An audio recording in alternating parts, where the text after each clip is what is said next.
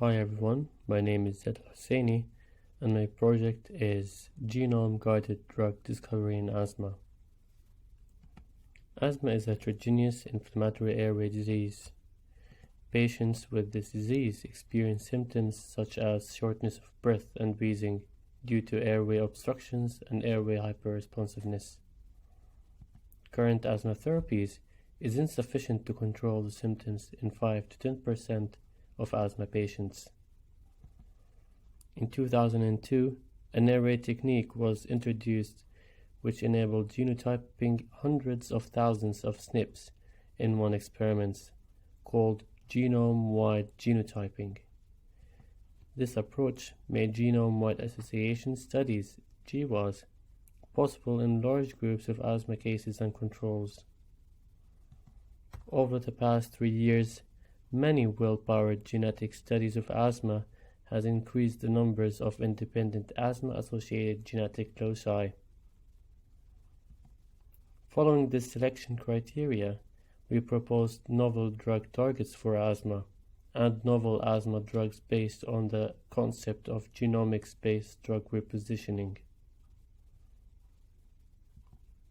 The aim of this project is to investigate the association of SNPs generated with specific asthma phenotype.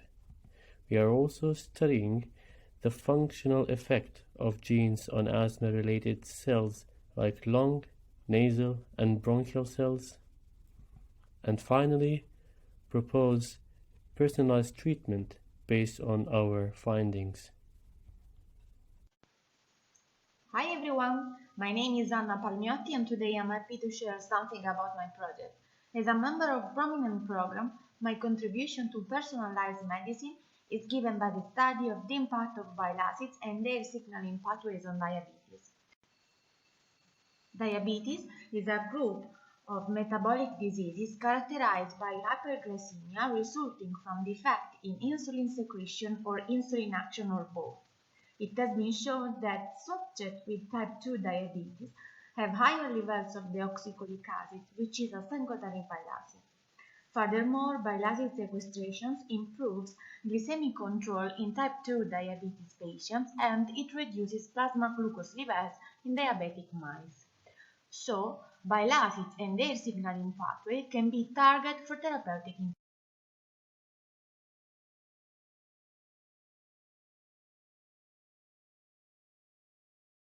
intervention. Bile acids are amphipathic molecules produced in the liver from cholesterol and they act as intestinal soap, but behind this classical function they can activate FXR, TGF5 and many other receptors, and in this way they regulate different aspects of metabolism. However, preclinical data on bile acids are mainly obtained in mouse models. But we have to consider that mouse bile acid pool is much more hydrophilic and it consists of much weaker FXR agonists. So these differences in bile acid metabolism between mice and humans complicate translation of experimental data to the human situation. That's why the aim of my project is to generate a mouse model with a humanized bile acid pool in order to improve these translations. And to reach this aim, we generated a full body knockout mouse model and we silenced the gene coding for CYP2C70, the enzyme responsible for the uricolic acid production.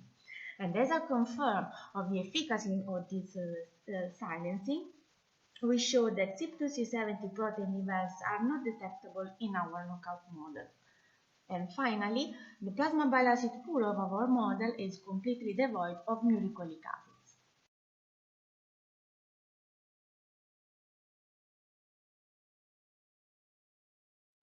Hi, my name is Idil Esen, and today I will talk about the PhD project that I'm focusing on that is called Elevated Expression of Pyruvate Kinase M2 in Giant Cell Arteritis. If you have any questions regarding my data, you can just email me. You can find my contact information in the beginning of my slides and at the end of my slides. Giant cell arteritis is an inflammatory disease of large and medium vessels that the metabolically active macrophages play an important role. Currently, glucocorticoids are the standard treatment for GCA, but recently IL-6 receptor blockage was shown also to be GC sparing. Pyruvate kinase M2 is involved in the last step of glycolysis, and it has multiple forms within the cell. Tetrameric form of PKM2 is enzymatically active, while dimeric PKM2 acts as protein kinase and phosphorylates STAT3 that functions on the downstream of IL-6 signaling pathway. On the inflammatory state within the cell, the dimeric PKM2 starts to accumulate, and IL-6 and phosphorylated STAT3 levels are also elevated. Also, that contributes to the inflammation. So the aim of this project is to investigate the non-metabolic functions of PKM2 in GCA diagnosis and pathogenesis.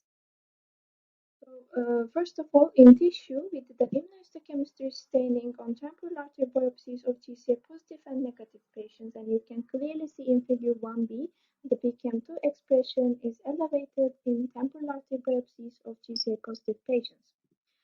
Later, we did an ELISA specific for dimeric PKM2 at the baseline samples of GCA patients, and we show that at the baseline, GCA patients have elevated expression of dimeric PKM2 when it compared to healthy control, and its expression can be modulated by glucocorticoid treatment. We also showed a correlation between the dimeric PKM2 levels at baseline and inflammation markers CRP and ESR. In order to determine the source of this dimeric PKM2, we did an immunofluorescence staining in temporal artery biopsies of GCA positive patients, and we showed that CD3 positive cells and CD68 positive macrophages are both expressing dimeric PKM2. The data suggests that the PKM2 may have relevance in GCA diagnosis and for monitoring the disease activity, but the additional studies also need to be done to determine the contribution of elevated dimeric PKM2 expression to IL-6 signaling pathway and GCA treatment. Thank you for listening.